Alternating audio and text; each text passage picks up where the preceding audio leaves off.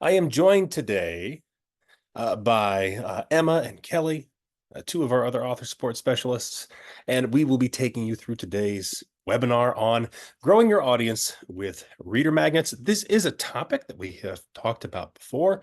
Some of this is going to be review.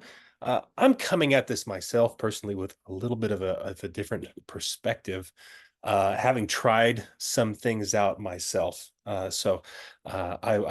I wanted to do this again to number one, give those of you who didn't see the webinar the first time around, the original one that we did, and get a chance to absorb all this information. And then for those of you who were there at the last one, again, a lot of this is going to be review. We have to kind of set the foundation. There's some basic things we need to talk about reader magnets for those who don't know it. But there are some things that I want to kind of expand on, and honestly, probably more in the Q&A segment, go into some advanced stuff as well, and talk about some strategies, some discrete, specific strategies that might work for you. And so if you have questions, of course, like always, we'll be addressing those in the Q&A. You can just put your questions, whatever you might have, into the Zoom chat. And that's how we'll address those. Emma and Kelly will be in there. And so if you put a question in there, they might mark it with a star. And that just means that we will go and at the end, address those questions. Another thing I wanted to do today, though, is we're talking about reader magnets. And I had this idea literally just before we got started, was, maybe it would be kind of cool. And for some of you, maybe this is something you want to do. If you want to share a link to your BookFunnel landing page for your reader magnet, or maybe if you have a bundle page with your reader magnets, if you want to share those for some feedback, I want to be specific here. Yeah. If you want to share those to get some feedback on them, or just to show them off, maybe you think your reader magnet's really cool and you want to show off your BookFunnel landing page, you can drop those into the Zoom chat too. Just keep in mind, like, you're not trying to convince other people, here that are in the webinar to download your book. Maybe they do, incidentally, whatever. I'm not going to worry about that. But this is not about self-promotion. This is more about getting some feedback, right? So if you would like us to take a look at your BookFunnel landing page for your reader magnet or your bundle page or whatever it might be, to get some feedback, maybe you would like to get, a BookFunnel author specialist opinion on your landing page, that sort of thing. I'd be happy to do that. I think that might be kind of an interesting way to make things a little interactive. So feel free to drop those in there if you want to. Of course, you might get some feedback from other people in this webinar. Just keep that in mind. And if you are giving somebody feedback, please be kind and offer constructive criticism. But I just had that idea before we got started. I thought it would be kind of interesting to see what some of you all are doing and what your strategies are. And probably the best way to see that is visually. Like, what are you doing with it? Maybe you're doing something unique with your reader magnets. And maybe it's not explicitly a BookFunnel landing page. Maybe you have your reader magnets, somewhere on your website, and you would like to share that page. That's fine too. I'm not gonna be too persnickety about it, but something like that, if that's something that you want to include, feel free to do so. And we will do our best to kind of share some of those, and that I think will be helpful too for folks who stick around for the Q&A to be able to see what are some other authors doing. Right. And even if they're not in your genre, I think there's a lot that can still apply to you, even if they're not directly, like I said, in your genre. I know I look at what a lot of romance authors are doing, their bonus chapters and so forth. I don't want to get too far ahead of myself, but I look at that and I'm like, you know what? That's pretty ambitious. I think I should give that a try too sometimes. So I think sometimes even looking to authors outside of your genre to see what they're doing, and maybe that can work for you as well. So anyway, Q&A is at the end. Right, let's get that out of the way, and let's get down to business today. I do want to say the presentation, I know the last time we talked about reader magnets, it went long, right? So we'll probably be going past an hour. If you cannot stay for the entire webinar, Don't worry, the replay will be up on bookfunnel.com/videos. We get those up usually within 24 hours. And so if you can't stay around for the whole thing, don't sweat it. You can always watch the replay later. Again, like I said, within 24 hours, bookfunnel.com/videos is where you can do that, right? So reader magnets. You want to grow your audience with reader magnets. So let's dive into this here. And first, I think to cover what we're going to talk about, we need to first define what a reader magnet is. There's maybe some confusion out there for some folks. So I want to kind of clear things up so that we know we're talking about the same thing when we're talking about a reader magnet. We'll also talk about the purpose and some different types of reader magnets, as well as ways that you can promote them and get them out there in front of readers. And honestly, there's probably even more ideas. And when we get to that segment, I'm thinking ahead of myself here. But when we get to that segment, if you have any ideas that you'd like to share on how you're promoting your reader magnets, right, you can drop those in the Zoom chat as well. Because, again, the more ideas, the better. How you can get your reader magnet to stand out as well, and then some optimization tips at the end, and then the Q&A. Oh, like I said, we're going to open that up to a lot of discussion, which I think is going to be helpful for folks. So for starters, what is a reader magnet? And some terms that you might be familiar with, something called a loss leader or a lead magnet, right? You might have heard of these before.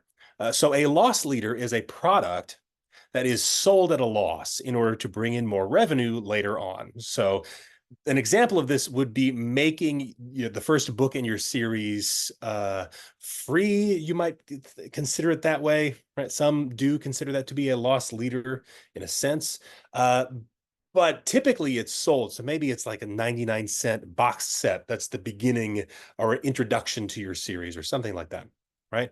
And it's sold essentially at a loss, right? Maybe you're running ads to it and those ads aren't profitable in the immediate, but it gets readers reading your stuff and then they buy more books, and in the long run it's profitable. This isn't really a reader magnet per se, right? This is not exactly what we're talking about when we're talking about a reader magnet, though this is a great strategy. A loss leader where you're selling, again, like I said, maybe it is the first book in your series that is free. Maybe it is a boxed set that is 99 cents or some sort of introductory product that is cheap, right? Which typically is going to be 99 cents if we're talking about ebooks, right? To get them introduced and then get them on the hook. There's a lot of similarities. There's a lot of overlap, but they're technically not the same thing. And so I want to make sure that we're focusing on the same thing here when we're talking about reader magnets.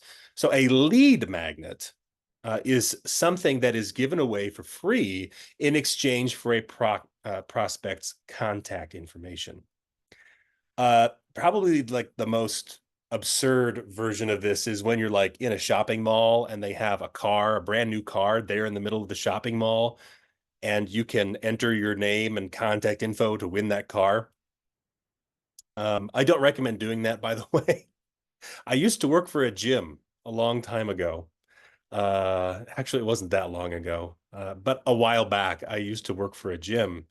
And many of the sales guys at that gym, they would set up boxes like this, where it had a sign on it, something like, win 3 months free or something like that. And there was a sheet to put in your contact information.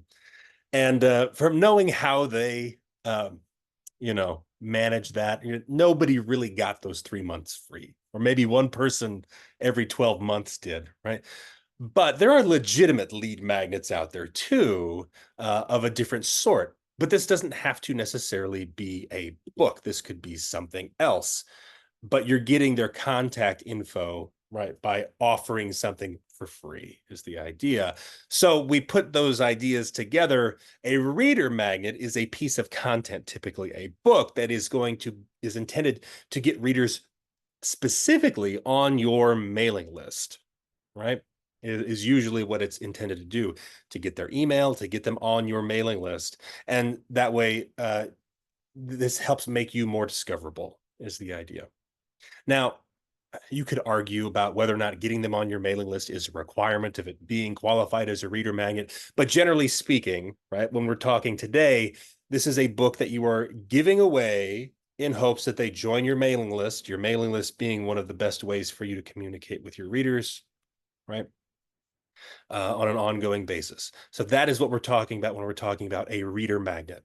Right? So we're not talking about a first in series free or something like that. Although there's lots of overlap, we're talking about giving away a free book, typically after they've signed up for your mailing list. Right. So what is a reader magnet for? Right. So it's more than just mailing list building. I know I said that, but there's more to it than that on the back end. So yeah, you're going to get readers on your mailing list, and then you can market to them over time. This is how mailing lists work, right? There is a huge advantage in this method in that you have time to get them across the finish line to buy your books. Automations and welcome sequences here are very important. Maybe you are putting them through a specific sequence that's designed as a sales funnel, the end goal being that they're going to buy your boxed set, or maybe you're a nonfiction author and you want them to buy your book, maybe your paperback, whatever it happens to be, or some materials. Maybe it's not even a book at the end. Maybe it's a course. Maybe it's something else. And the book is just the magnet to get them there, right? That's all fine and dandy, right?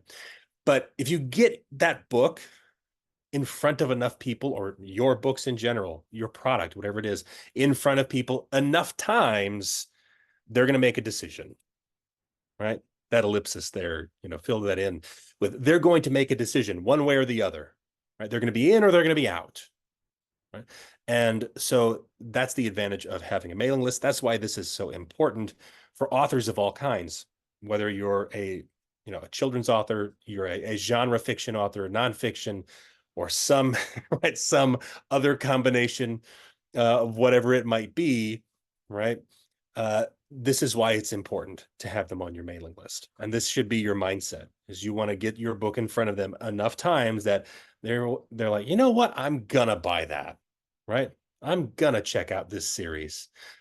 Or, maybe I think this nonfiction book on this topic is going to be helpful to me, or something like that, right? Or they decide, yeah, nah, never mind. And that's fine too, right? That actually saves you time, knowing who wants what it is you're offering, right? You're getting your foot in the door here with name recognition in particular.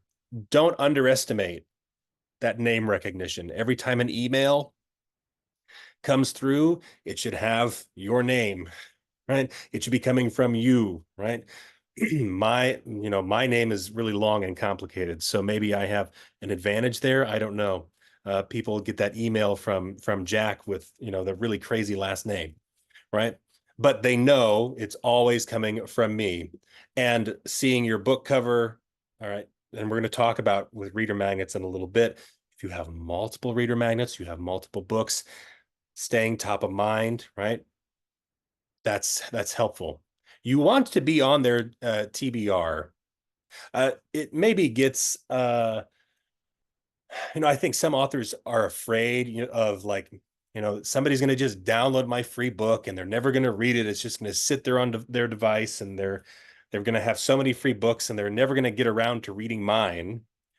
Well, sure, but in their library on whatever device they're reading, your book is like an ad there. Maybe they're not reading it right now, but every time they open up their device library and they're scrolling through, they might stumble upon your book cover. So don't underestimate the power of that when it comes to reader magnets, right? And again, maybe they read it and like it, but it's a low opportunity cost for you, right? So this is why it's such a popular thing for authors to do, and why it's so important. There's effort up front in crafting and writing a reader magnet for sure. Some real thought and work should be put into it. But once you have it, and you're giving it away for free, it's not really costing you much. So again, the low opportunity cost there is key. You're also providing bonus content for your fans in a way, the people who are already subscribed to you.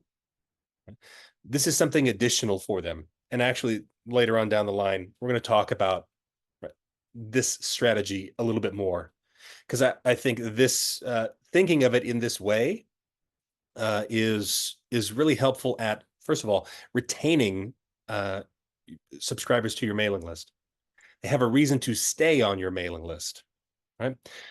The readers who download all of the bonus content that you have available, which would qualify as a reader magnet, you can kind of pinpoint them as some of your biggest fans, and this is useful for you for sorting through your mailing list, knowing who is it who's going to devour everything that you're going to publish. You probably want to know who those people are, right? For them, right, these reader magnets help to keep you at top of mind, but it's also going to keep them on your mailing list. And I realize my second bullet point there, right there, is incomplete. But it's allowing you to identify the readers who are most interested in your work, your writing, whatever it happens to be, right? So apologies there for the little the typo on that second line, but the idea being that who is it who's most interested in the content you're offering, who's engaging with it the most, right? That free content you're offering. So it's useful for your existing subscribers too. It's not just to get new ones onto your list, right? So that's, I think, kind of the gist of this third point.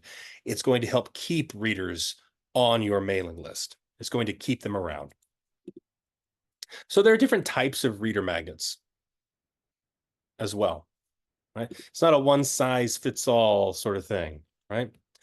So there are standalone stories that you can write. This might be a prequel to your series or a book zero, if you will.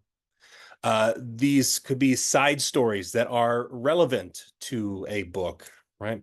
But you want to avoid random stories that don't connect to the primary one, right? That don't connect back to your main series, right? Or whatever it is you happen to be writing. Now, if you have a huge backlist and you've been writing for a long time, this might be really easy to do. But if you're just getting started, this is maybe going to be a bit more challenging. But the content should be related because, again, you're wanting them to download that reader magnet, get on your mailing list, and then eventually probably buy your books, right? So it's best if they're related, right? This can be bonus content as well. So think of this as sort of a post-credits style bonus chapter or epilogue. I know this is pretty popular in romance genres. Deleted chapters, deleted scenes, that kind of stuff. Some additional content that your readers might be interested in. And then also immersive bonus content. So immersive bonus content, the one example that I've seen a lot, and a genre that tends to prefer this type of thing, or at least from what I've seen, thrillers and crime novels. Sometimes they'll have like a dossier that you can download that describes maybe the main antagonist, probably the perp, right? Whatever it happens to be, that the main character might be hunting, and with some materials and so forth in there that kind of immerses you in the world as if you just received this and you are part of that universe, right? So that's some additional bonus content that you can create. That type of content requires a bit more imagination and effort sometimes, right?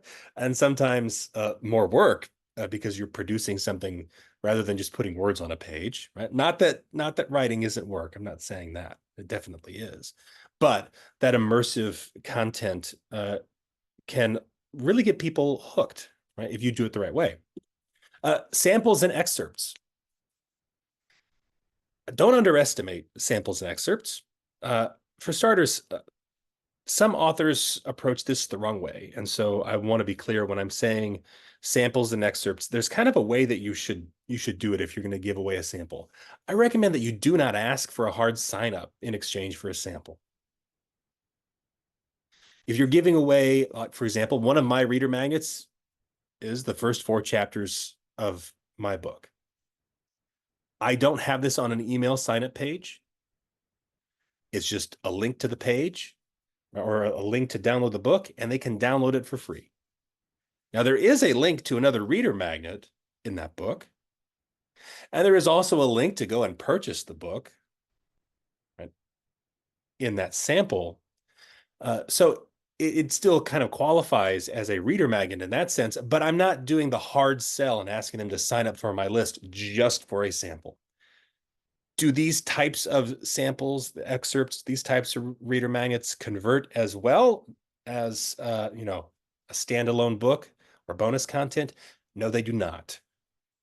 Right? They generally do not. So I recommend you be generous with anything you're giving away as a sample or excerpt. A lot of times readers, they see sample or excerpt and a good chunk of them are going to turn away. Just understand that. But some are going to read it. And so you don't want to discount this strategy just because it's not going to be as effective as some other strategies. I do recommend that you have a sample available. Now, some things to keep in mind if you're in KU or KDP Select, they're the same thing. But if your book is enrolled in KU, you do have to be mindful of that if you're going to be giving away a sample. The best advice I can give you is look at what Amazon allows them to read using the look inside feature, and do not offer anything more than that in your sample or excerpt that you're giving away. Right? And don't offer anything more than that. And then also kind of proceed with caution. In some cases, you may not be comfortable with doing that if you are enrolled in KDP Select, and that's fine. If you're not comfortable with it, I would avoid it. Nonfiction reader magnets as well. For nonfiction, you guys have some additional options that in fiction that we don't always have. Worksheets, cheat sheets, condensed notes, that sort of thing. And maybe this is something that they can download after they've even purchased the main book. So maybe they've purchased your book and these are reader magnets to get them on your mailing list from within there, right? So for nonfiction, I know it can go in a lot of different directions, but you also have things like supplemental videos and so forth. Maybe not a traditional reader magnet per se, but this type of thing is still useful if you're writing in nonfiction. You got to maybe think a little outside of the box when we're talking about reader magnets if you're in nonfiction. Also, pre-populated spreadsheets. When I heard of this idea, it kind of blew my mind, especially if you're working with numbers or something like that.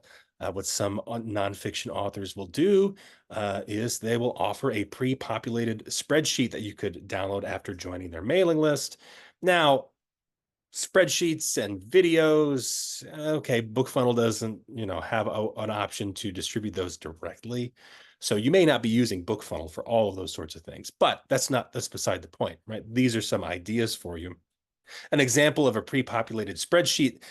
Let's say you have a book on optimizing your Facebook ads, as an example, and you have a really cool spreadsheet where they can plug in maybe what their budget is or some relevant data, and then the spreadsheet will spit out some numbers on the back end that'll tell them what they should do with their Facebook ad campaign. So that's an example of something you could do. Now you could apply that idea to whatever it is specifically you're talking about in nonfiction, but that sort of thing, right, as well. And I should say, a reader magnet isn't necessarily always going to be an ebook. You can also do audio. And like I said here, there's video and there's other documents that you can offer as well. So these are also things to consider, right? Right. So think outside the box. Right? So when it comes to promoting your reader magnet, first of all, you should have it in the front matter and back matter of your books. At the very least, this is kind of the bare minimum, right? This works for prequels and epilogues and bonus chapters and all that stuff. Have it in the book itself, right? So the people who just stumble upon your book on Amazon or wherever and just buy it, they can get on your mailing list too. Right? This is kind of the old school way before, right? A long time ago, this is what everybody talked about. right? Is that you need to have that reader magnet when reader magnets were kind of the cool new thing, right? This is where you would put them, and you should still put them there. And actually, your front matter probably matters more than your back matter, is my opinion. Some readers are less likely to download from your back matter sometimes than your front matter, because once they finish the book, right, especially if the ending is kind of, a big whirlwind of things, their mind is not on downloading bonus content. So don't neglect your front matter, right? Not everything has to be put in the back matter, right? And this also gives you insight into read through, but also it can give you insight into who's interested in wanting more, right? What percentage, you can kind of figure this out if you do your sourcing correctly. You have X number of sales and X number of downloads through a specific landing page for your bonus content. That can tell you something about those readers. Right? Obviously, there's BookFunnel newsletter promos and swaps. These are probably one of, in my opinion, and I know I am totally biased here, but one of the best ways to get your reader magnets just in front of readers. Right? It is low cost. It's included with your BookFunnel plan, and it's an effective way of finding readers in your genre. Right? You want to be careful when you're joining promos and swaps to make sure it is in your genre specifically. I'm actually subscribed to a lot of authors' mailing lists myself. And there's one author I subscribed to a while back because his book, his cover was just really intriguing to me. And the concept was also interesting. I'm not going to give it away because I'm not trying to name names or anything, like, and reveal who he is or anything like that. But a very interesting concept. And I thought, I'd like to be on this guy's list, see what he's doing. I thought that would be interesting. The other day, I got an email from him that included a link to a swap with a book that is not part of his genre. And while I'm probably not his perfect target audience anyway, it was a little jarring. So if you're going to do newsletter promos and swaps, my biggest suggestion is do not miscategorize your book. Do not miscategorize your reader magnet. It is not simply about putting your book in front of absolutely everybody.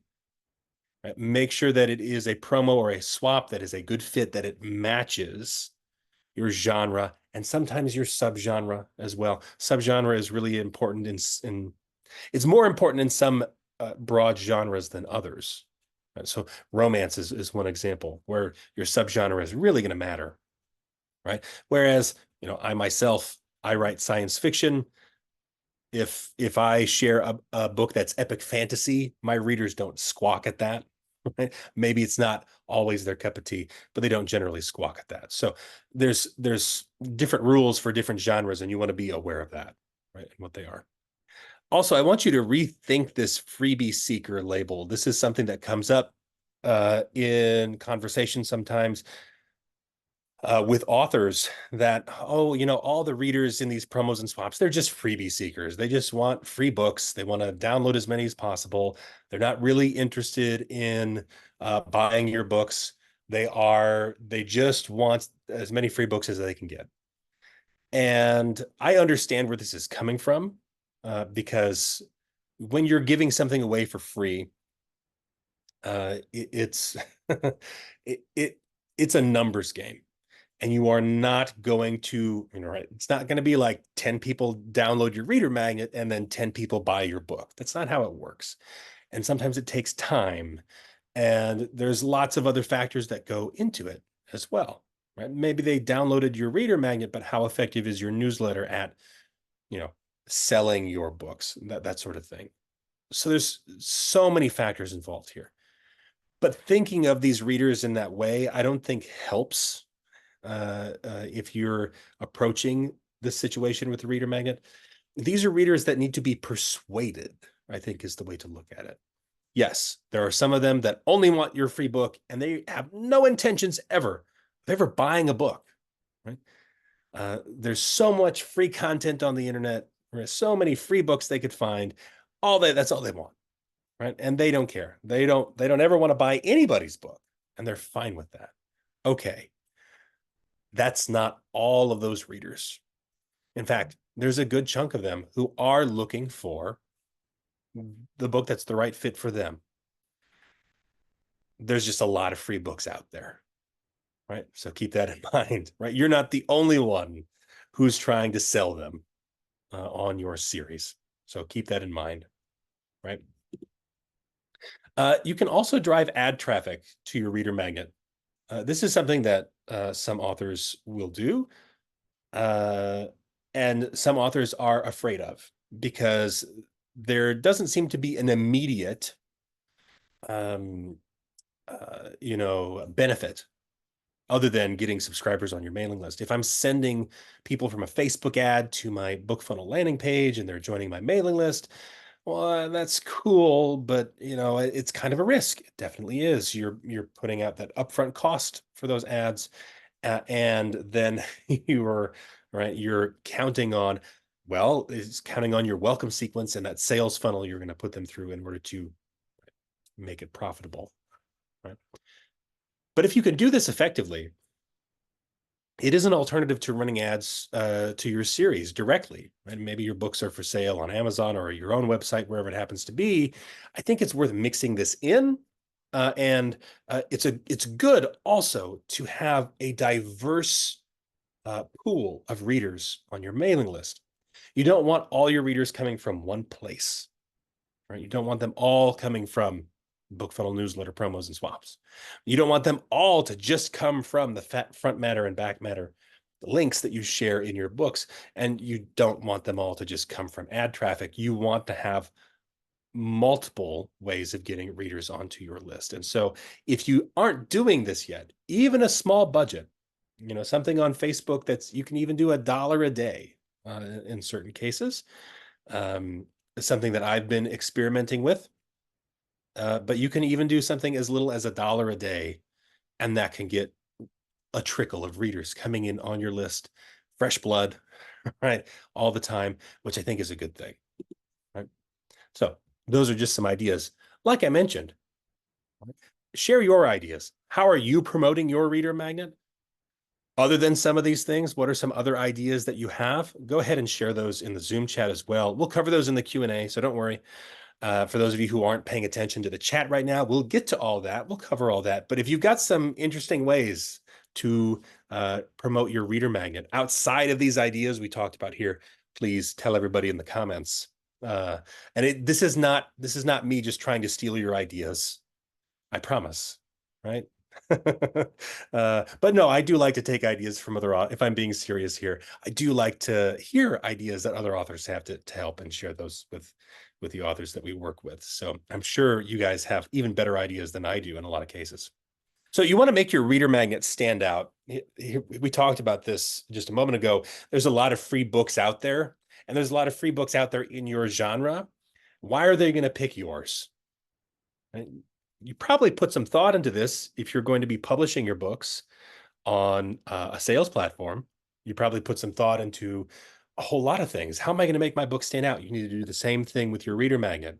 So you want to craft compelling content that readers will want. Why should they want it? You have to ask them. You have to ask yourself that question. I think sometimes this is easier in nonfiction, because the reason why they would want it is because it's probably useful, right? Offer them something useful or helpful, right? And so in nonfiction, I think that's pretty easy. And that's fine, right? Nonfiction, for our nonfiction authors out there, I know sometimes you guys might feel like you get the short end of the stick, right, in ways. But in this way, I think it's easier for you because it's very easy for you to craft something compelling that they're going to want. It makes sense that they would want that. It usually goes hand in hand. For fiction authors, it's a little trickier. You have to come up with a compelling reason for them to want to download it, other than just that, oh, it's free extra content.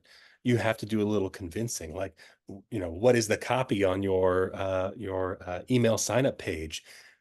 Does it compel them to download the book, you have a few more steps, right, to go down, other than just telling them what the content is in many cases. Right? You do want to invest in a quality book cover and editing and formatting.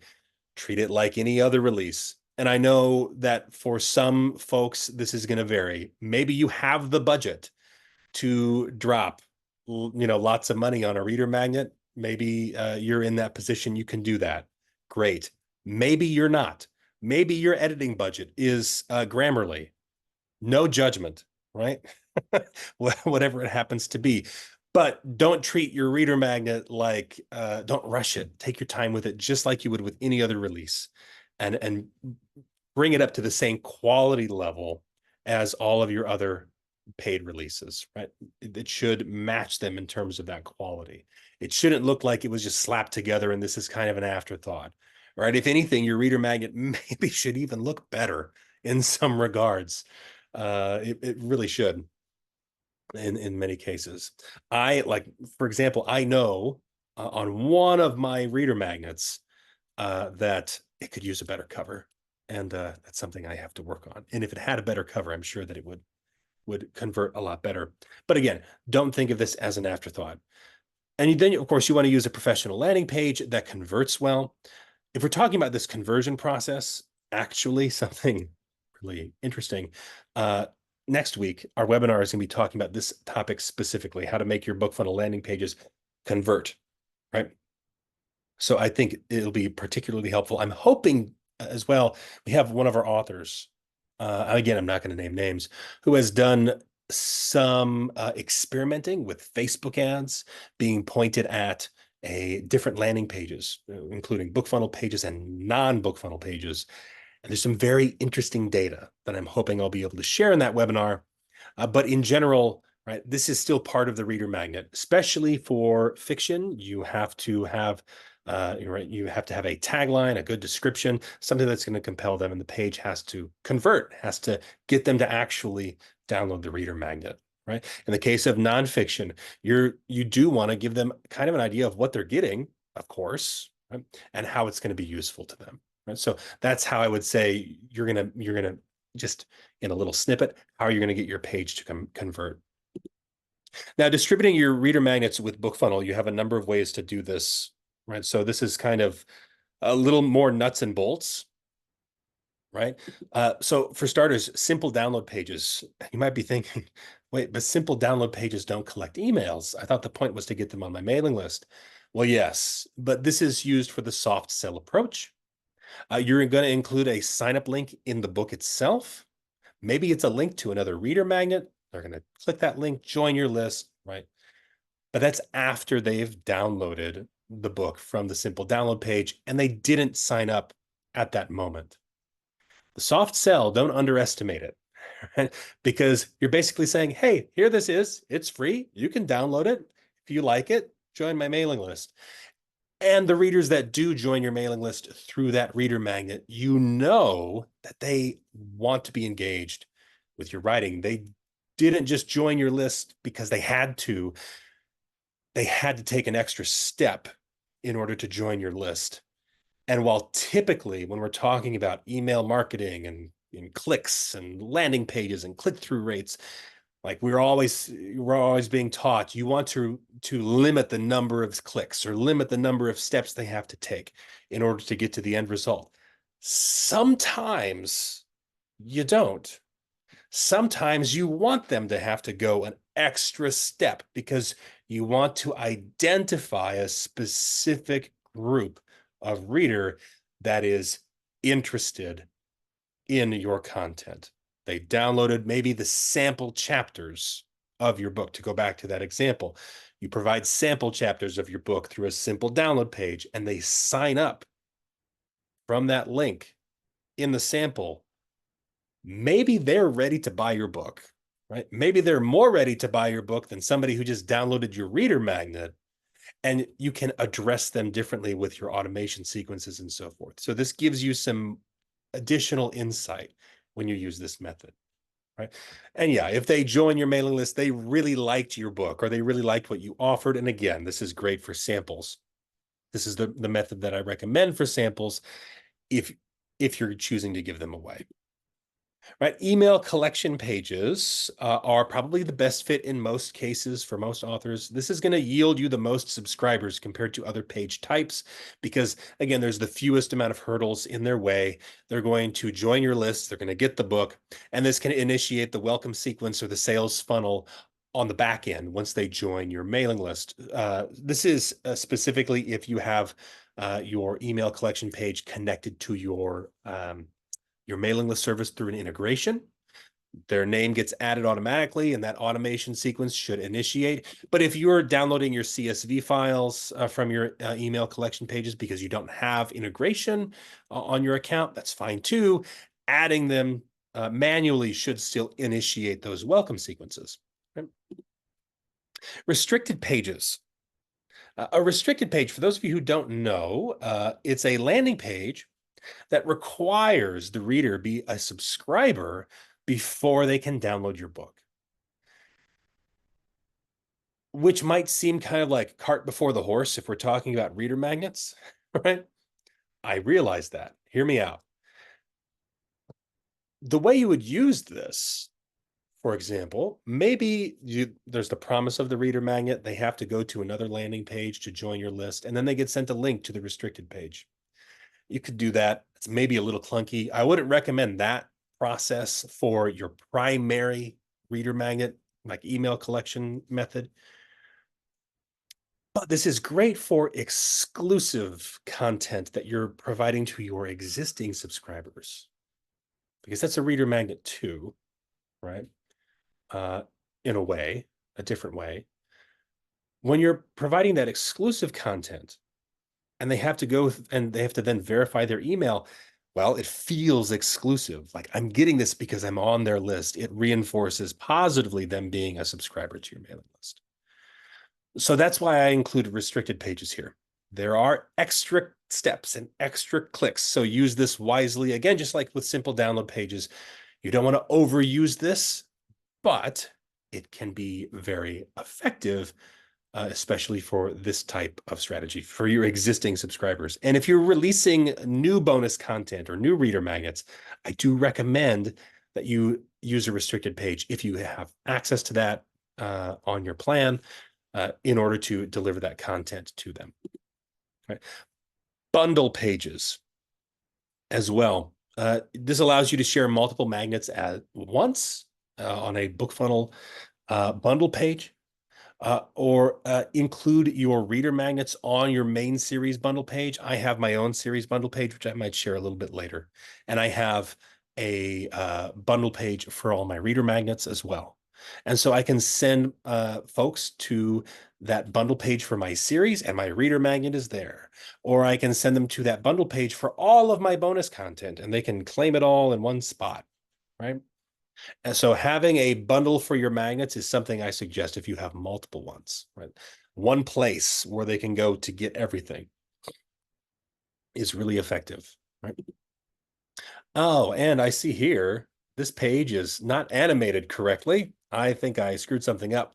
Here, I'll just have to open all of these. There we go. That way it doesn't look funny. Okay, so here are some tips for optimizing your results. You can see them all here on the screen.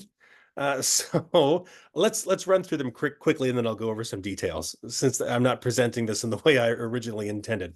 So my first suggestion, you should have multiple reader magnets. You should have more than one.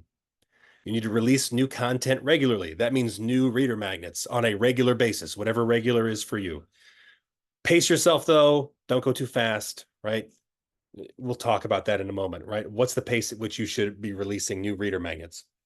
And then you want to rotate through them, right? Some should only be available for a season. They're here today, gone tomorrow. It creates some urgency and exclusivity. It also makes them more effective when you bring them back out. You do want to utilize automations. We've talked about automation several times here, but it's key to making your reader magnets as effective as they can be. Whatever automation you feel comfortable with, maybe you have a very intense sales funnel you want them to go through, and you want to know definitively, did they buy your book, right? Or maybe you're taking a little softer approach. Either way, reader magnets and automations should go hand in hand. And then you should launch your magnets just like you launch any other book. To your existing subscribers, it is a new book. Okay, so I ran through them really quickly here. Let me go back and touch on each of these. So you should have multiple reader magnets. We talked about having a sample, right? We talked about like bonus chapters and immersive content and standalone bonus content and a prequel, or don't get overwhelmed, right? You don't have to do every single one of those things. Some of them are probably going to stand out to you though. And I recommend if you're just getting started out, well, if you're really just getting started out, then I have slightly different recommendations. But if you've got book one, let's say, let's start with that. You've got book one, right? For some of you who are new to this author journey, right? My honest opinion is book one should be your reader magnet until you have something else. Book one should just be your reader magnet. I wouldn't bother trying to sell it. I would just put it out there for free everywhere, and grow your mailing list and grow followers, and do that if you just have book one. And then you can work on writing a reader magnet. And then once you've written a reader magnet, well, now you have two reader magnets. And maybe you could decide, you know what, I'm going to make book one, I'm going to make it 99 cents or something. And then I have my reader magnet, and then I'll do a sample as a second reader magnet. Now you still have two, right? And the sample is going to be the soft sell approach, and then you're going to have that actual reader magnet, right? And then you write book two, and then maybe for book two, you write like a bonus chapter that's like between book one and book two, right? That type of thing. Maybe an interlude or something like that. Now you have a third one, right? And maybe that third reader magnet, that's not necessarily going to appeal to like brand new people, but that's probably going to appeal to people who have finished book one. And that gives you more data on them. You can see, when did they download the sample and sign up for my list? And then they downloaded the reader magnet, and then they presumably read book one, because then later on they downloaded the bonus chapter or the interlude between book one and two, and then they bought book two. So it's also really great if you're doing direct sales, because you can also see explicitly when they bought book one and two, right? Which you can't do on other sales platforms, right? So if you're doing direct sales, you get so much more information, right? That this becomes even more useful. But even if you're not doing direct sales, you can see, right, the chain of events, right? And then you can address that. But you should have multiple reader magnets, right? There should be something there, right? I know myself, let's see, I have that 1, 2, 3, 4, 5. I've got about 5, right? No, I've got 6. I just released another one. I have 6 reader magnets technically, and you can continue adding on to them, right? To kind of skip ahead to the pace yourself one, right? Right. They can be small. These reader magnets can be small. They don't have to be huge, and they can build up to something bigger. Maybe it is a short chapter, 500 words, right? Maybe you create your own Kindle Vella, and you release a short chapter of 500 to 1500 words every week as bonus content to your existing subscribers, right? Things like that. You should be, though, releasing this new content regularly. So dedicate a percentage of your writing to this bonus content. If you're in nonfiction, for example, I think, from what I understand, and I'm not a nonfiction writer, I'm a fiction author. There's a lot of pressure to be writing, right? And to continue to produce more, right? To be writing every day, right? What's your daily word count? What's your daily word target, right? With nonfiction, I think it's a little different. You really have to be strategic about the topic you're picking, and a lot of research goes into it. And so maybe it's not that you have a daily writing habit if you're in nonfiction, depending on your genre, subgenre, I guess it could vary. But what's some piece of content that you can still provide? Again, maybe it's not a book explicitly, maybe it's something else. What's something that you could produce on a monthly basis, a quarterly basis, right? That you could offer to those readers, right? So this is applicable for nonfiction and fiction alike.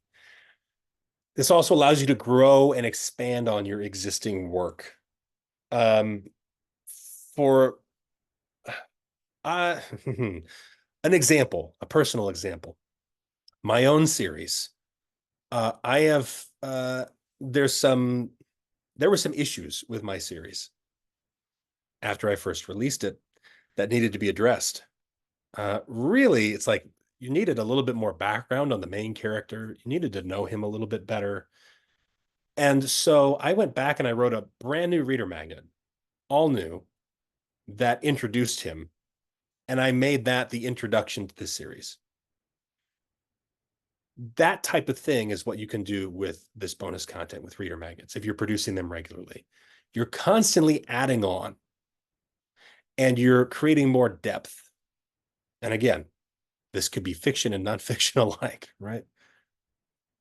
It also allows you to explore new ideas to gauge reader response. So if you have like a really cool idea for a new book, maybe it's a spin-off within the same series you're writing, but maybe it's something totally different, or you have an idea of another topic you want to talk about, you can write something short on it just to gauge interest. See how much interest there is from your existing readers or from other readers out there, right? This is something I've done recently. I had this awesome idea for a spin-off series in the same universe I'm writing in. And I wrote that thing in a week. It was kind of a whirlwind of writing because it all just hit me all at once. And I wrote it, and it's not that it's out of my system; it's still in my system. But I've made something out of it. It's not just sitting there, right, in the back of my mind. It's there, and readers can engage with it, and I can get feedback from them on it.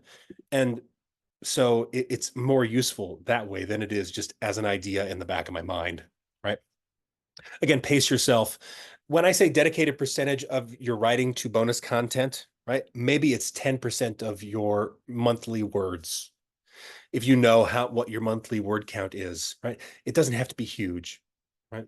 Maybe you do write a lot. Maybe you write every day and you write 10,000 words a day. Awesome, right? Cool. I'm jealous, right? But whatever it is, maybe you only write 500 words a day, maybe less, whatever it happens to be, right? Dedicate a specific percentage, whatever it happens to be, based on how frequently you want to release this content.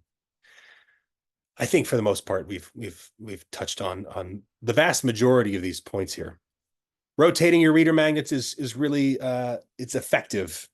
I might sound kind of like an odd thing to do, especially for some of you who only have like one reader magnet. Like, how am I going to rotate when I only have one? It's something that you're probably going to need a few reader magnets, but again, of whatever length, right? We're not talking about, full length novels here necessarily, right? Or full books, right?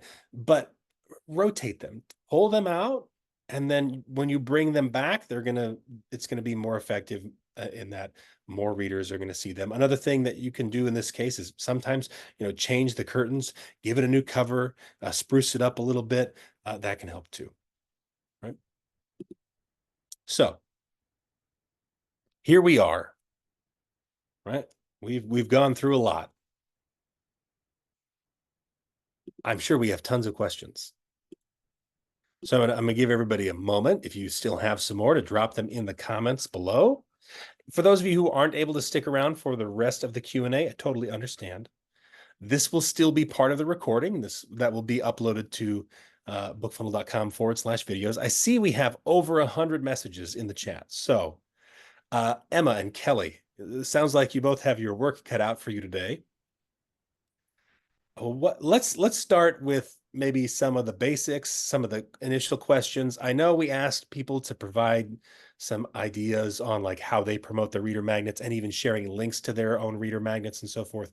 So let's kind of take our time with that and just start with some of the basic questions that people have so we can address those, and then we can get to all that stuff. All right. Ray is asking, How many words is suggested for this kind of book? And I would assume the context is a reader magnet. Right, right. Uh, there's a wide range, I know I myself did a spin-off reader magnet series, what have you, but it doesn't have to be that. But what I did is that I released a chapter or two each week. And so I was releasing about, I'd say 3,000 words in new content each week when I did that, but it wouldn't have to be that long. In fact, I could have spread it out a lot more than I did. I did it that way because I actually had that already written. But if you're writing it as you go, you can pace yourself, and it can be something as small as, I'd say about 500 words, probably, again, depending on what it is. If it's nonfiction, then the word count could be even less than that. But in fiction, I'd say something 500 words is the minimum. The advantage there is if you do these smaller reader magnets, you're probably going to be releasing them more frequently. And maybe you do that style of releasing a chapter a week, and that will increase retention on your mailing list.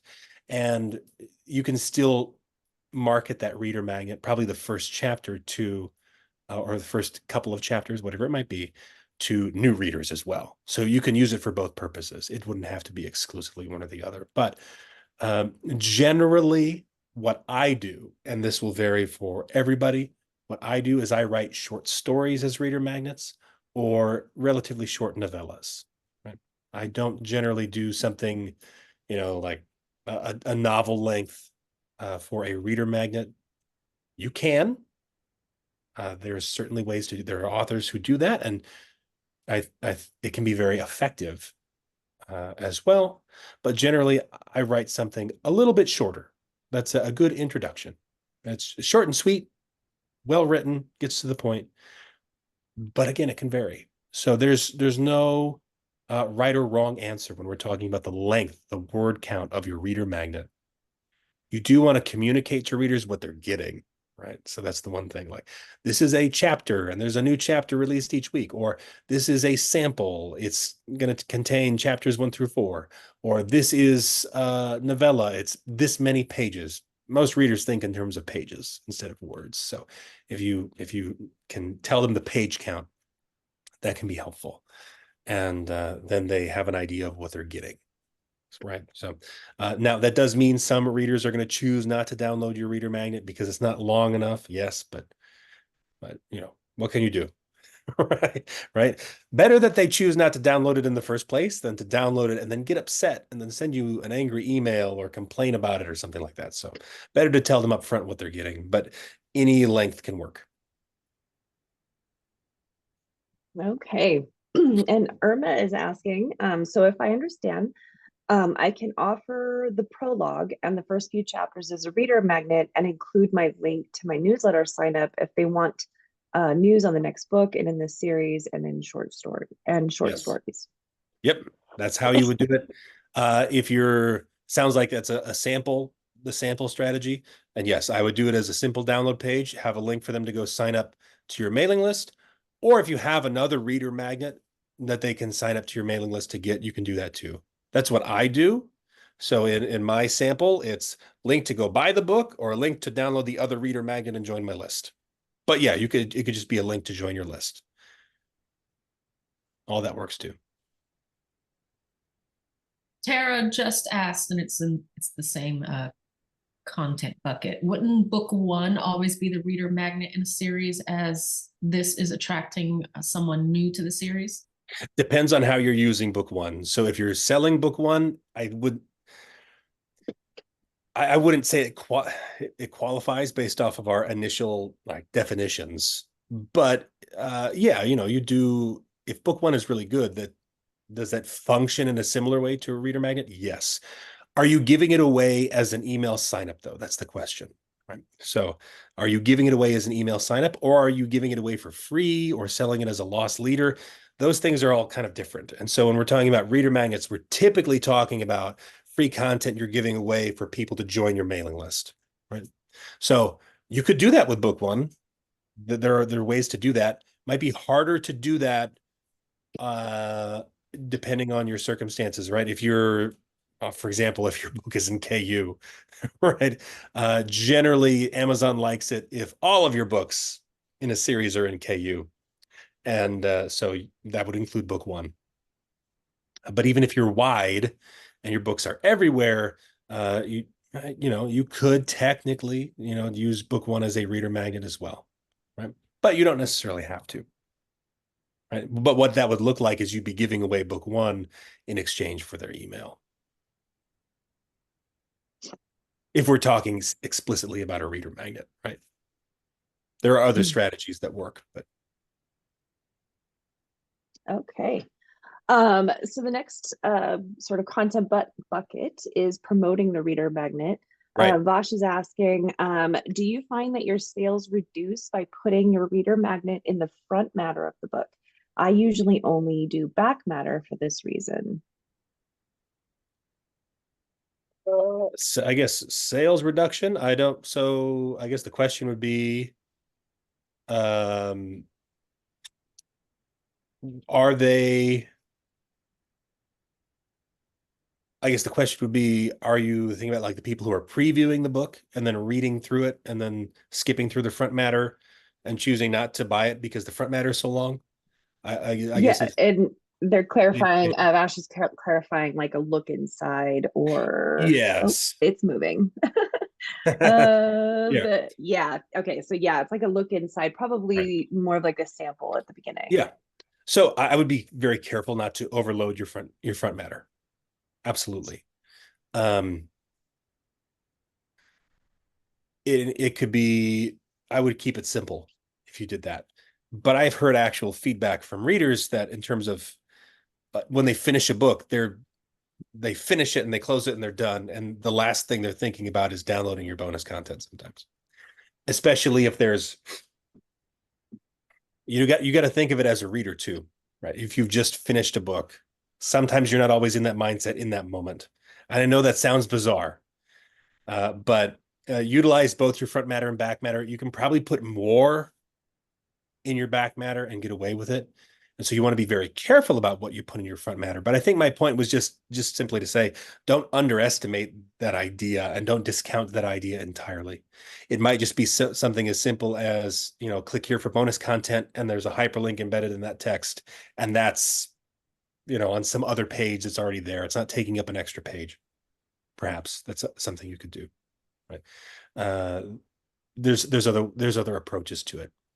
So, but that is a good question. That's a good question. I don't see any, I personally haven't seen any issues with it, but I'm sure it will vary. I'm sure there's some, readers out there who really do rely on that look inside or that sample feature to see, and they get frustrated with, excessive front matter and that sort of thing. So I could understand that. And I think that's probably one reason why a lot of authors don't put something like that in their front matter. But I think it's not something, it's something that should be considered as an option, right? How you do it, how you execute on it is what would affect that.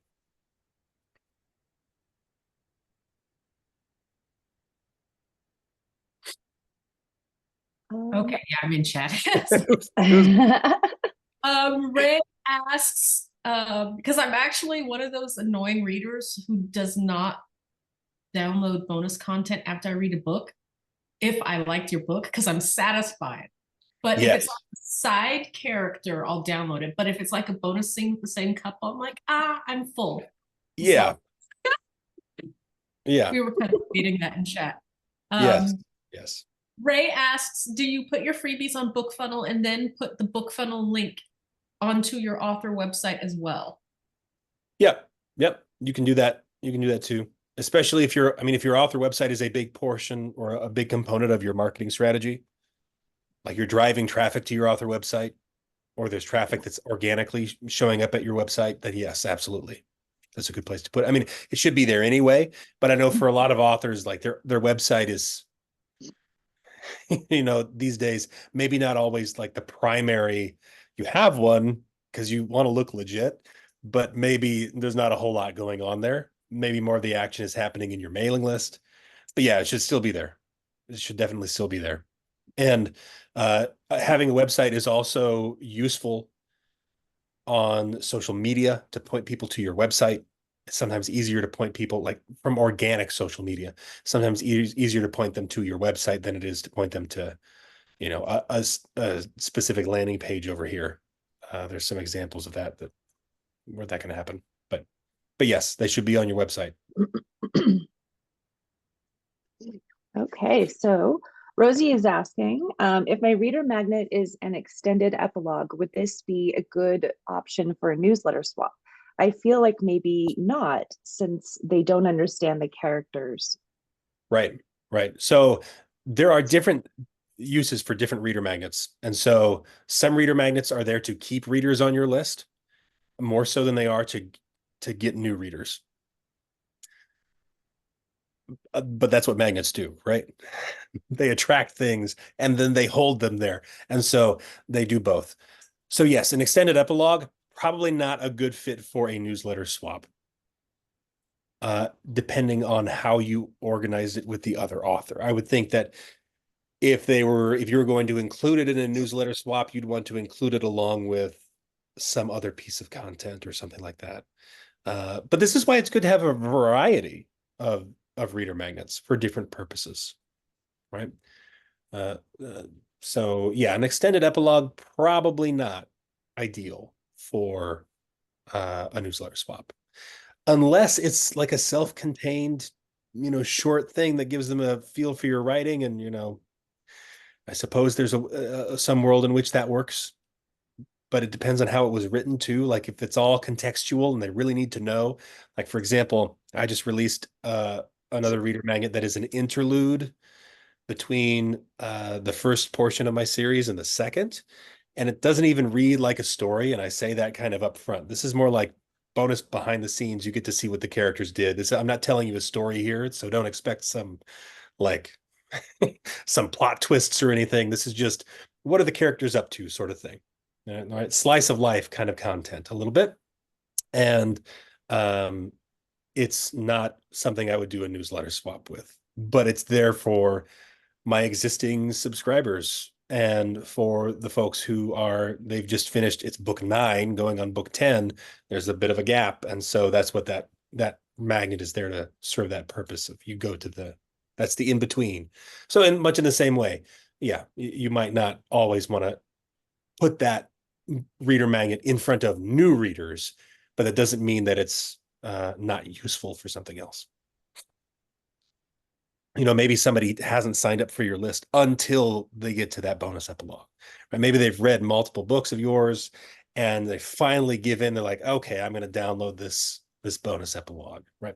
It's for that reader. They're probably the primary audience for that type of reader magnet.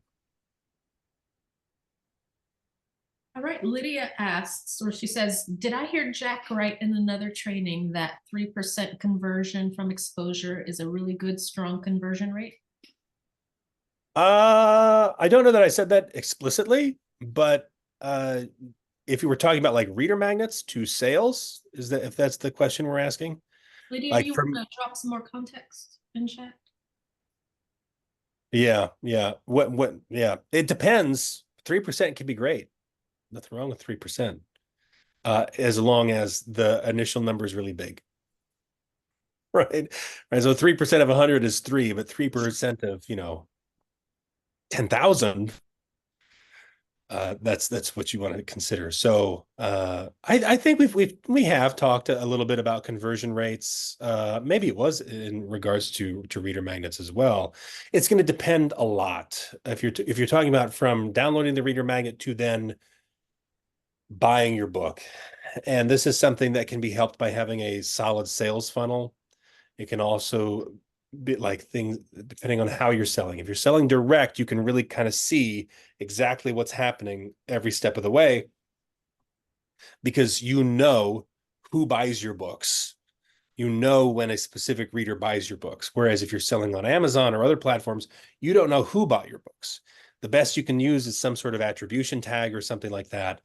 and it's kind of fuzzy, and it's not always going to tell you all the information you need to know, and who knows if it's giving you accurate data. So, but it can be done.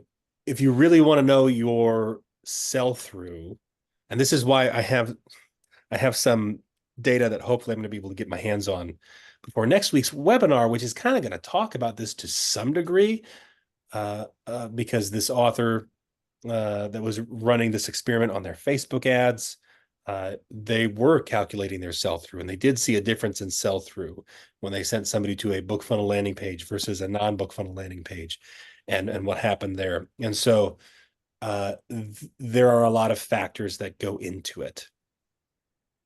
But at the end of the day, I think what you want to look at is you want to know your sell-through rate. You want to know what it took to, like how many people. So, right, again, 3% of 100 is 3, right? Versus 3% of 10,000. So then you're talking about scaling. Okay, so I got my reader magnet in front of 100 people, and 3 people wound up buying my book in this window of time. How can I get it in front of more people? Right? I would be more worried about that more than I'd be worrying about explicitly what my sell-through rate was.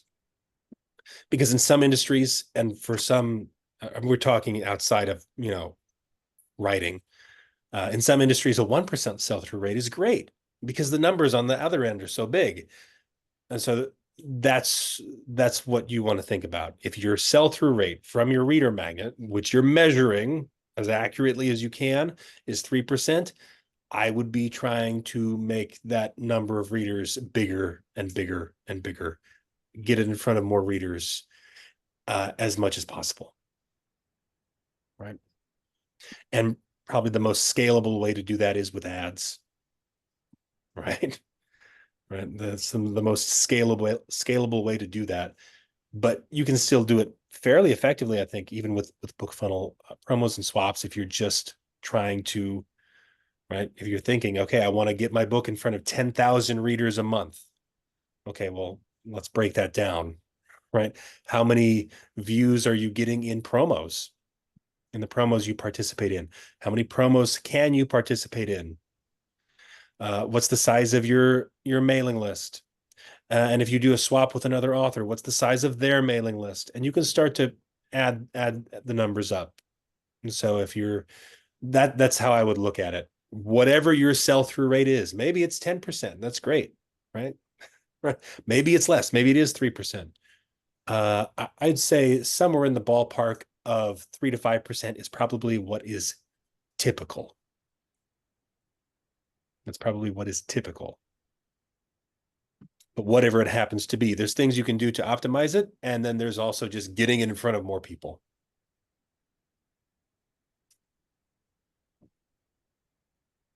Okay. Okay, so Vash is asking, I tried sending Facebook ad traffic to a newsletter magnet and got 0 downloads, even though I got clicks. What is a good practice with ads to a reader magnet to make this effective? Is it better to use a sample without a sign up link? Generally, it would depend on I would say an email sign up page is probably best. And it can be tricky. I don't know all the information. So I'm wondering if maybe there was a piece missing, or there was something going wrong, or maybe there was a targeting issue. There's a lot of factors that can be at play. In my experience, if your targeting is relatively on point, you should be getting downloads and clicks. So you're getting clicks, but no downloads. That's creating more questions in my mind than answers. So it's like, well, what was your budget? How long did you run it? How many clicks were there? How many impressions were there? Was there an issue with the link? That sort of thing. That's what's going through my mind. And if you want to hop on Zoom sometime, Vash, and we can look at it, let me know. Email support. And because I know you're in our webinars all the time. I'd actually like to. I'm genuinely interested in, like, let's hop on Zoom and figure this thing out, because I think that could be pretty helpful for you. And then it helps me, because in helping you, I can help other authors. So yeah, if you want to contact, or even contact, just email me directly, jack@bookfunnel.com, and we can set up a time to hop on Zoom and look at it one-on-one, without the audience. I won't make you do that here in front of everybody.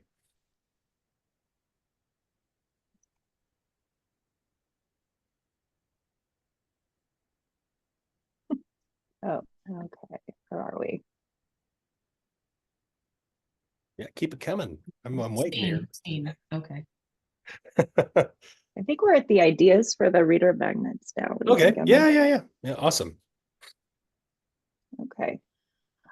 So Wayne has suggested, on my website, I have a collection of front pages of the weekly newspaper of the small town that is the focus of my books. I love that. That's That is awesome. awesome. That is really good. That is really good. Yes. And then Janice says, I did bookmarks with QR codes and have been passing them out everywhere at a local festival, at my doctor's office the other day. That's a good one. And then Deborah also does QR codes that she gave out at a book talk. Yes. In person. Yes, in person stuff. Don't underestimate it. It can work. It's one of those things. It's like it's like sowing seeds. A lot, especially when you're spending the money to print them out, right? Just know that it's going to be a low. We're talking about like rates of return here just a bit ago. It's going to be one of the lower categories, generally speaking, but it can work. Depends on where you do it too. Like, maybe you have a local bookstore that is locally owned, and you can go in there and talk to the manager or the owner and be like, hey, I'm an author. Would it be cool if I gave you guys some, like, bookmarks or whatever? It's free, and you guys can, it's a cool thing for them to offer their customers. And that's something that I would do if I had the time to think about doing that. Right. Amy has a link to a free books Friday style page on my shop. Where'd you get that? And there was a link. There was a link to it. It was actually really nice. I didn't actually capture that, but it's in the chat somewhere. Yeah, find that link. You can look at it. We can pull it up. That'd be kind of neat. If we have links to stuff, folks, if you have links to stuff on your website or some things like that, yeah, absolutely. A landing page even. And we don't necessarily have to critique it. I'm not, I know I mentioned that earlier, like we could give you feedback if you want, but if you just want to share it and you think it's cool, by all means, that would be fun.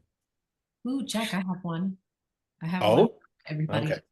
I'll drop it back into the Zoom chat. Here we go. Here, I'm gonna have example of an author using one of your cross promo pages. It's really slick. Let's see. It's all the way at the all the way at the bottom. Okay, cool. You can tell I'm just tickled pink. It's so cool.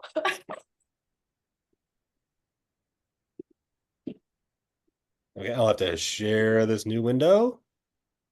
Wait a minute. Okay, hold on. There we go. I've got other stuff in the way. Hold on. Be patient with me. Okay, cool.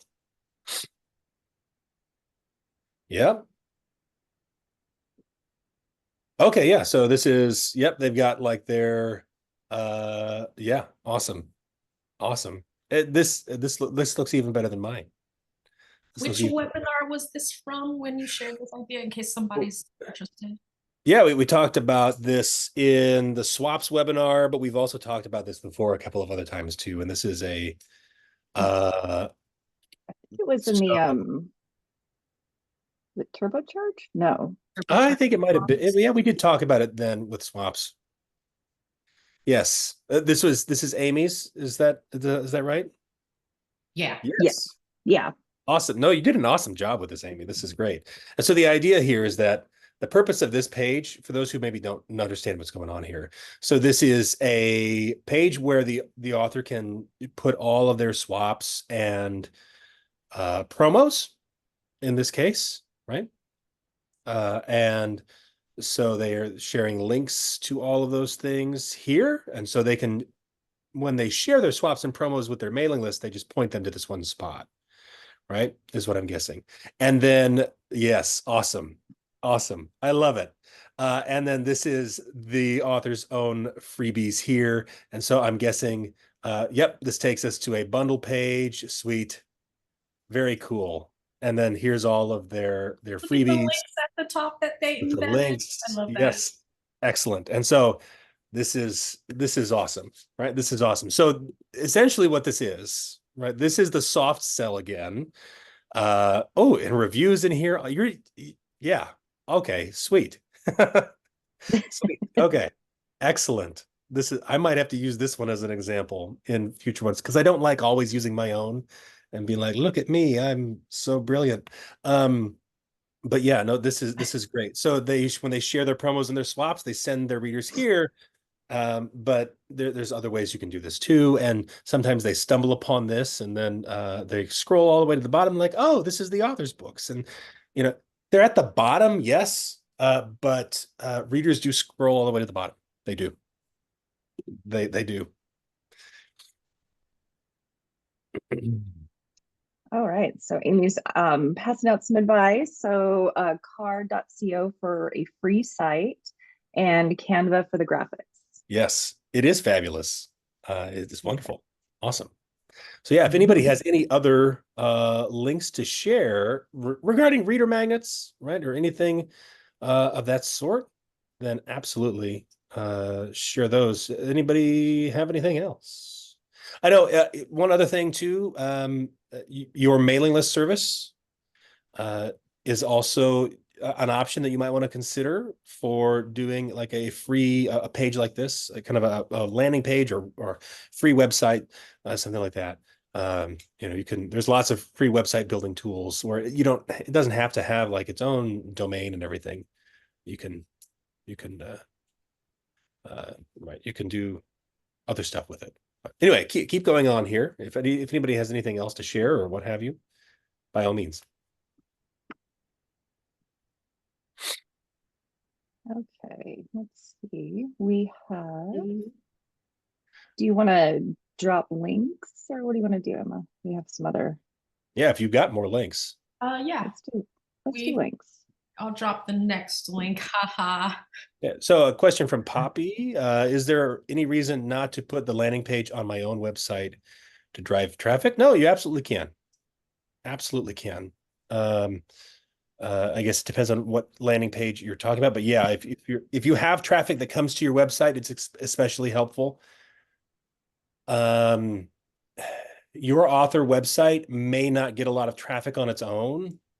I wouldn't worry too much about that. I see my own author website as a place where I keep all that stuff. It's like a hub.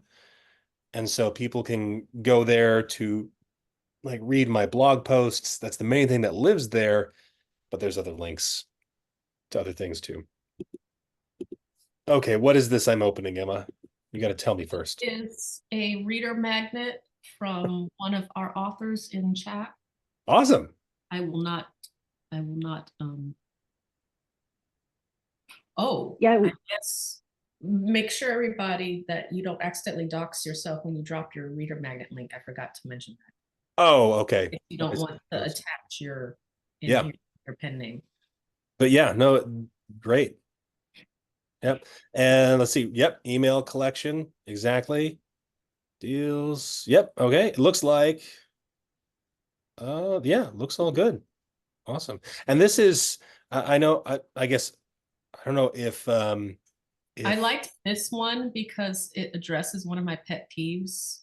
Is it has kind of the tags at the bottom. It tells you this is Alien Warrior Romance. Oh yeah. Happily ever after. So you go there and you know exactly what you're getting. So for like cross.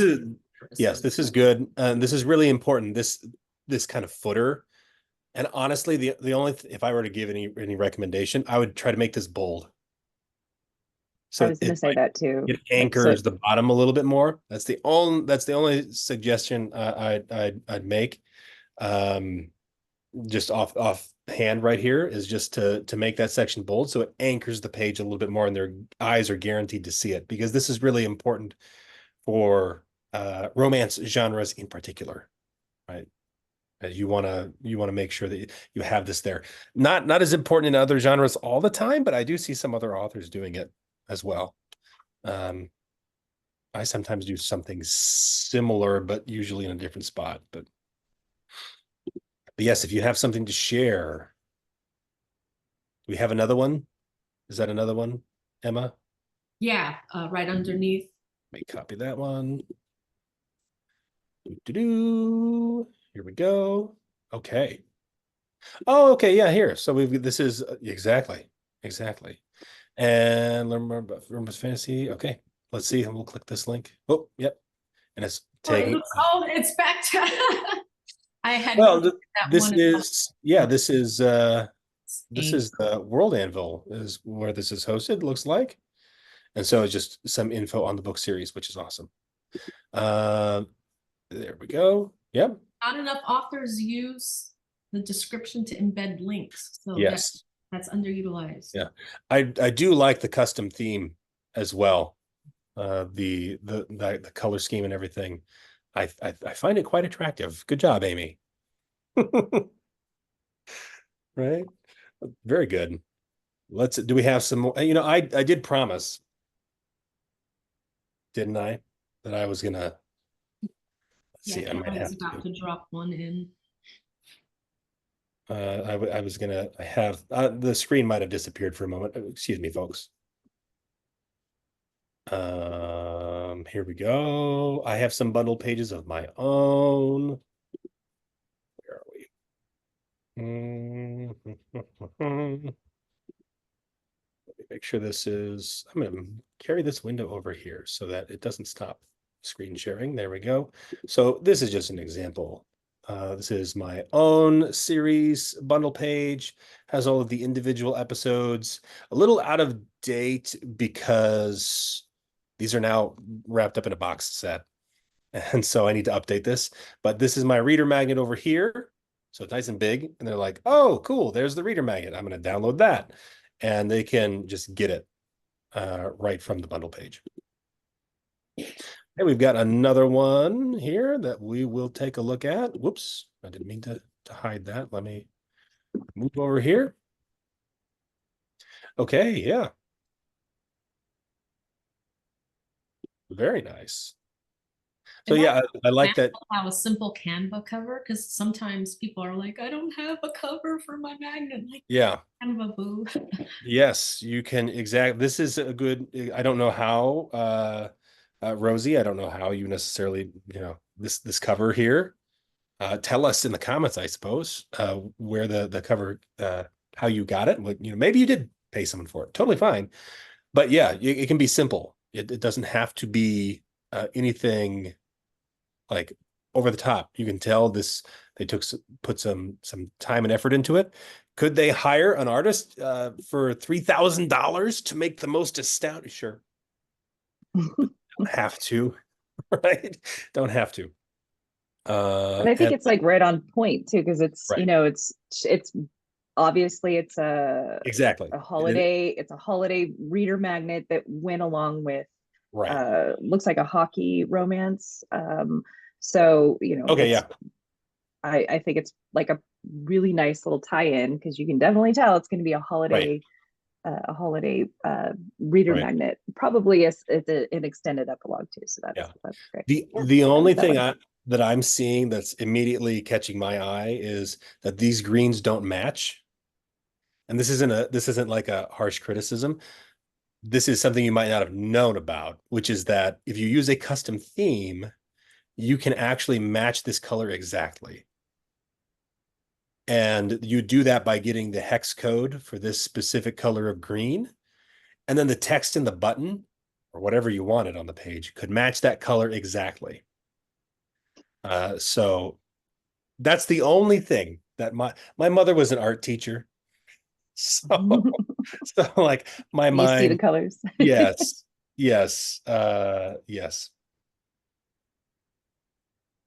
Yes. But no, I think Debbie just dropped a link in the chat, getcovers.com, which sounds like a service that she uses to get her covers for 15 bucks a piece, which sounds awesome. Great solution for some authors. Yeah, So, I'm terrible at covers, so I would pay that. Even for a reader magnet, I would pay for that. well, you got to know your strengths and your weaknesses. Yep. Um, I do. So I have the artist I use. He's busy enough. I'm not gonna share his name because somebody out there is gonna be like, oh, I'm gonna go hire him, and I actually need him to do a few more for me. I do the typography myself though, is what I do because I add some little flair to like that part. I feel comfortable doing, and I can do that aspect of it. But yeah, the rest of it I offload to him. Well, remember, Jack, caveat, you understand, it's clear you understand the genre norms for typography in your niche. So Oh yeah, run out there, do your own typography unless you understand that first. right. Uh, yeah, papyrus font usually only works in certain contexts. So this is, for those who don't know, this is space opera, military science fiction. So this very like looks like it was engraved in metal, kind of, harsh but bold, that's very clear. No serifs, right? That's an indicator of generally, that genre. So yes, you do need to know your genre and know what's expected there. And so like this font here, perfect, a perfectly usable font for this type of genre, right? So yes, makes total sense. Do we have any more links in there that anybody wants to share? I know we've been going on for a while here. We just have we've got about 2 dozen or so folks still around, which is totally fine. I don't have a problem extending these out. And, I'm about to drop one in chat, another contemporary romance. sure, let me copy this one.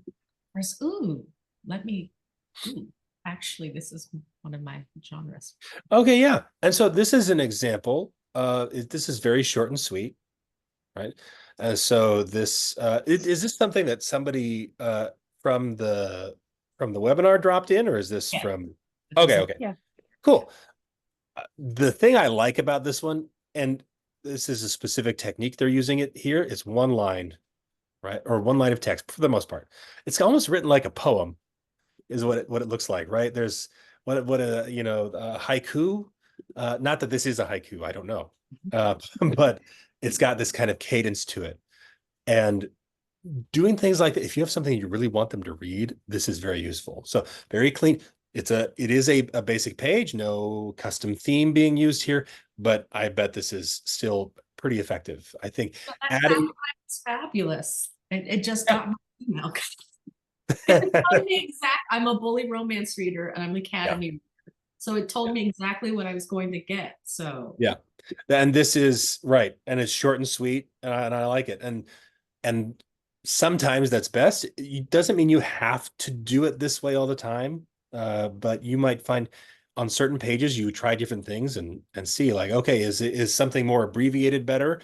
Or if I provide some more information, are people actually going to read it? And there's ways to do that too.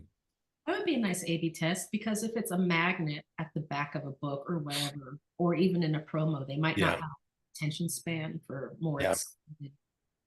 Right. I tend to skim when it's a big paragraph or a couple of paragraphs. I tend to kind of skim. And so I Yes. kind of like this especially for just reader magnet, where you're just getting like a short little bursts of information, because this is giving you information. Yeah. So it's good. Yeah, The that's why I one, love selling paragraphs. Just yeah, give me the tropes, man, so I can download right. and go. Right. The one thing I would say is there's some nice colors on this cover that I think it would be nice to also see reflected in a custom theme.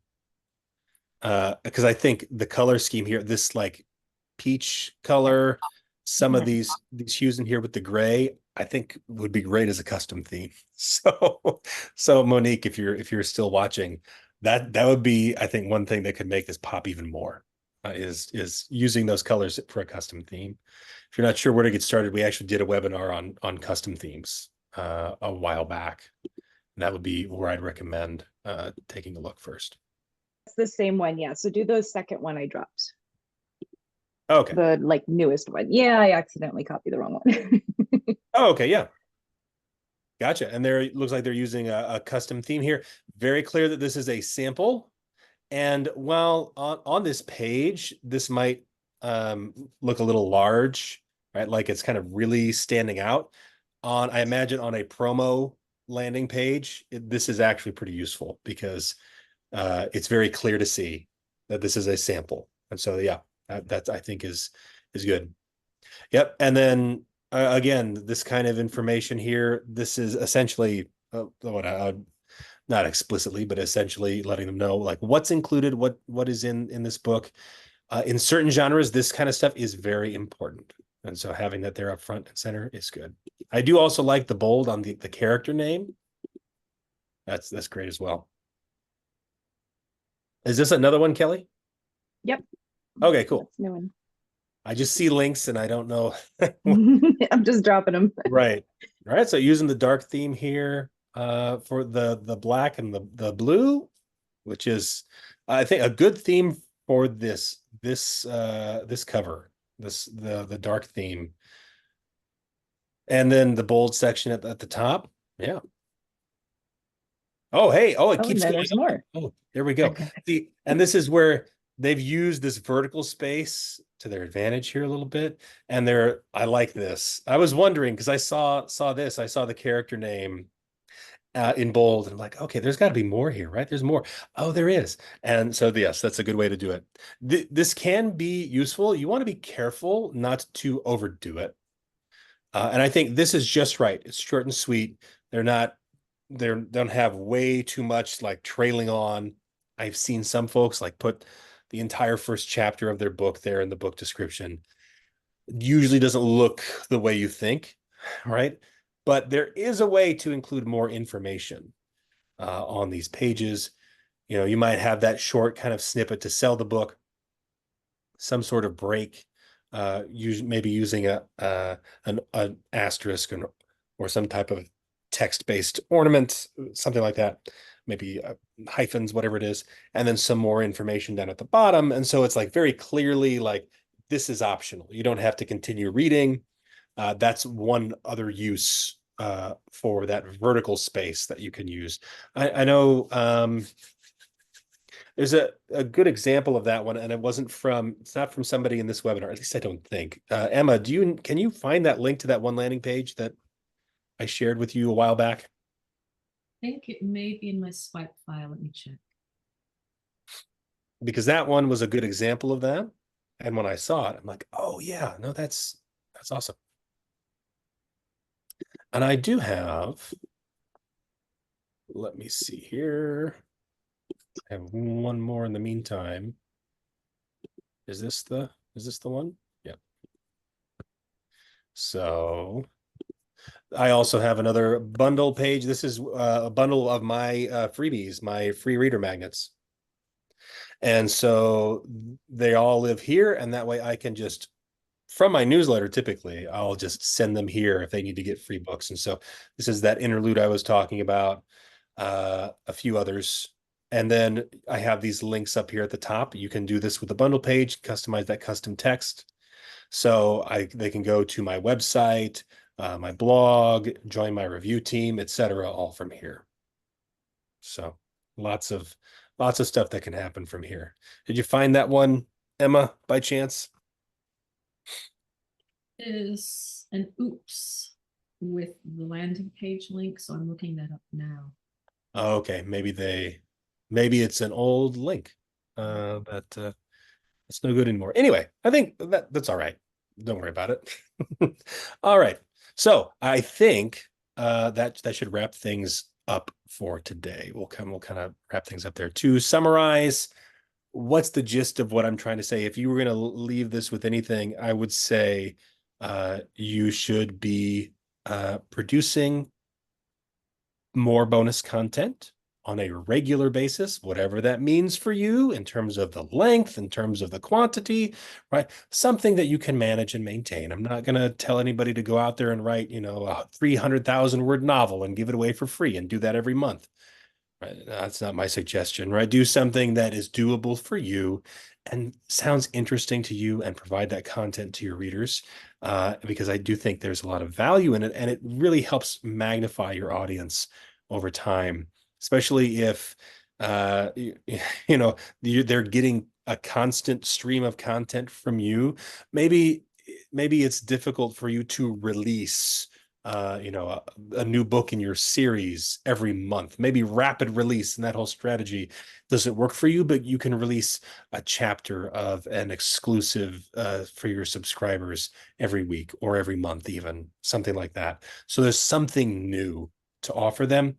That's, I think, one of the biggest suggestions I have, and to not just have one reader magnet, to have a multi-pronged approach. Don't rely simply on one reader magnet. At the very least, you have your reader magnet, you have maybe a sample, you have a variety of a couple things at the very least, and it's something you can build on, right? Once you've written a reader magnet, it's not like it's it's useful at that time and then it's useful going forward, and eventually you can create an entire bundle of all of those. So definitely think of it that way as well. Like you're building something when you're creating reader magnets. It is not wasted time. So I will leave it at that. Vosh, don't forget to reach out to me by email. And actually, everybody else as well. If you have questions on something, you can contact me, jack@bookfunnel.com. I'm happy to answer questions you have. If you want to get a faster reply, right, though, support@bookfunnel.com. Emma and Kelly are a little bit faster at responding than I am, because I'm so important and busy. Right? No, I'm kidding. But I deal with the more complex issues that come through author support. So I sometimes am dealing with pretty complex stuff. And so it might take me a little while to get back to you, but I will, I promise, if you email me directly. But otherwise, if you're looking for an answer to a problem really quickly, contact support@bookfunnel.com and we'll get you help out with that as well. Again, the replay of this is going to be available tomorrow at bookfunnel.com/videos. I'm pretty sure Emma shared all the links in there at one point, and the link to the Facebook page, or Facebook group rather, and so forth. So yeah, go check all that out. Thank you guys for joining us. You guys make these webinars possible, right? Otherwise it'd just be me sitting here and talking to myself, which is really kind of more like every other day for me, actually, now that I think about it. But I thank you guys for showing up, taking time out of your day to be here. And also all those of you who contributed links and asked questions, thank you, because that makes these webinars even more helpful for other people, right? You might be asking a question that maybe to you seems like really simple, or maybe you think it's a stupid question. No stupid questions, but because you asked it, somebody else got an answer. So thank you for that. We really appreciate it. Hope to see you next time. Next week, we're going to be talking about making effective landing pages that will convert. But if we don't catch you, hopefully we'll catch you in the near future after that. I hope you guys have a great rest of your day, and we will see you all next time. Bye-bye. Thank you for watching. Check out these other videos from BookFunnel, and don't forget to subscribe to the channel.